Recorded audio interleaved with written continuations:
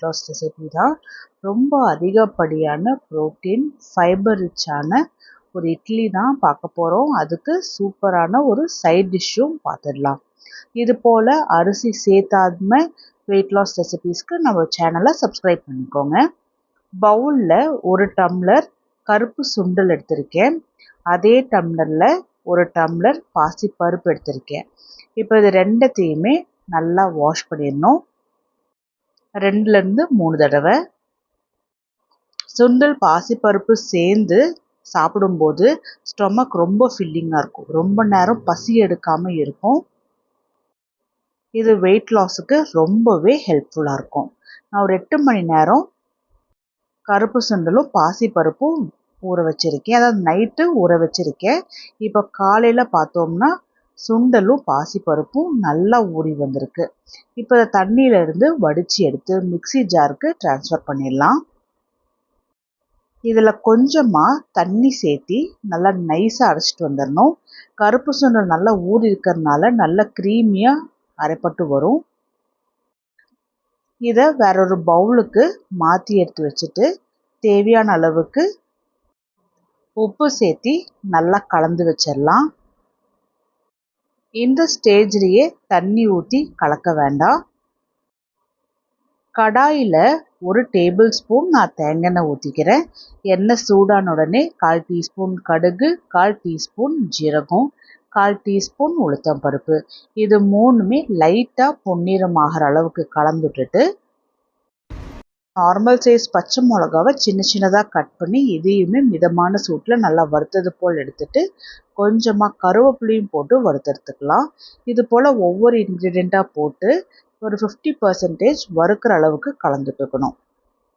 1/4 teaspoon குருமிளகு நுணுக்கி போட்டு இதையும் நல்லா கலந்துட்டுட்டு சின்ன சின்னதாக கட் பண்ணி வச்சுருக்கிற கொத்தமல்லி போட்டுட்டு அதையும் கலந்துட்டு கடைசியாக நார்மல் சைஸ் தேங்காய் நல்லா பாதி தேங்காவே நான் போட்டு நல்லாவே கலந்துட்டுருக்கிறேன்.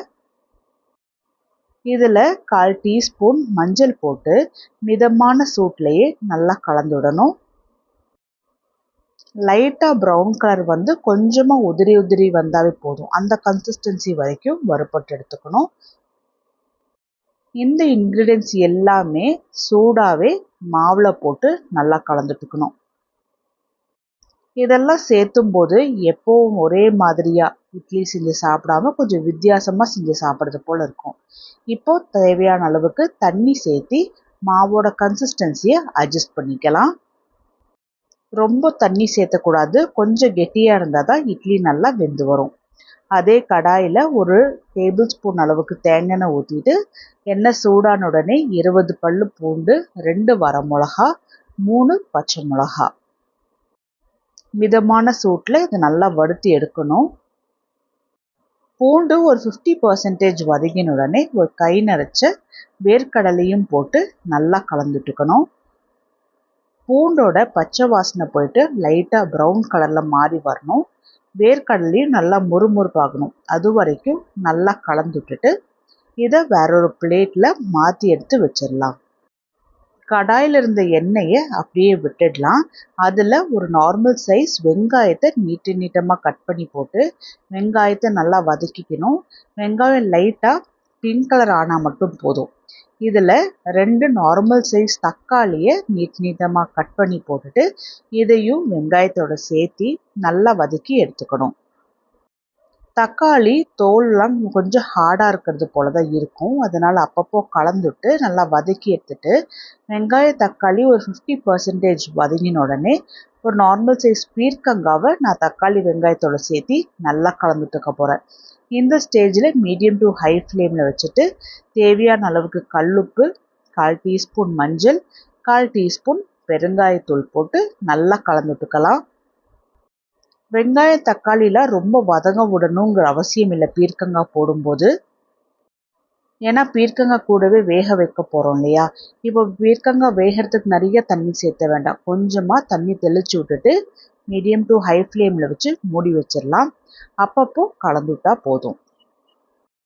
இட்லி பாத்திரத்தில் தண்ணி ஊற்றி கொதிக்கிறதுக்கு வச்சாச்சு. இட்லி பிளேட்டில் கொஞ்சமாக எண்ணெய் தடவிட்டு கொஞ்சம் கொஞ்சமாக மாவு ஊற்றிட வேண்டியதான். இந்த கன்சிஸ்டன்சி பாருங்கள், நார்மலாக அரிசி மாவு போல் இல்லாமல் கொஞ்சம் கெட்டியாக இருக்குது. இந்த பதம் கரெக்டாக இருக்கும். தண்ணி நல்லா கொதிச்சதுக்கு அப்புறமா இட்லி வேகிறதுக்கு விட்டுடலாம். 1/2 மணி நேரம் நல்லா வேகிறதுக்கு விடணும். அப்போ தான் நல்லா வெந்து வரும். பீர்க்கங்காய் கடையில் நான் அப்பப்போ கலந்துட்டுக்கிட்டே தான் இருந்தேன்.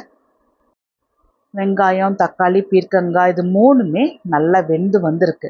இதை ஒரு முறை கலந்துட்டுட்டு ஆற வச்சிடலாம்.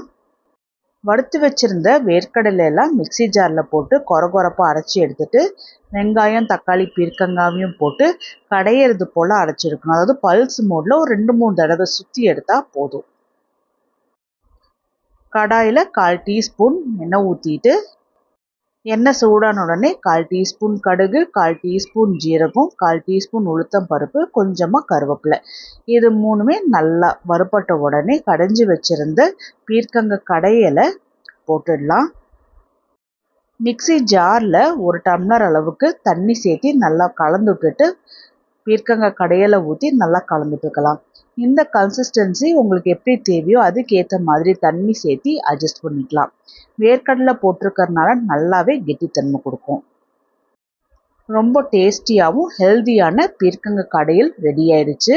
இட்லியும் பார்த்தோம்னா நல்லா சூப்பராக வெந்து வந்திருக்கு. இந்த இட்லியை நான் 1/2 மணி நேரம் வேக வச்சுட்டு அதுக்கப்புறமா கொஞ்சமாக சூடு ஆற வரைக்கும் விட்டுட்டு தான் எடுத்திருக்கேன். அப்போ தான் நல்லா வெந்து வரும்.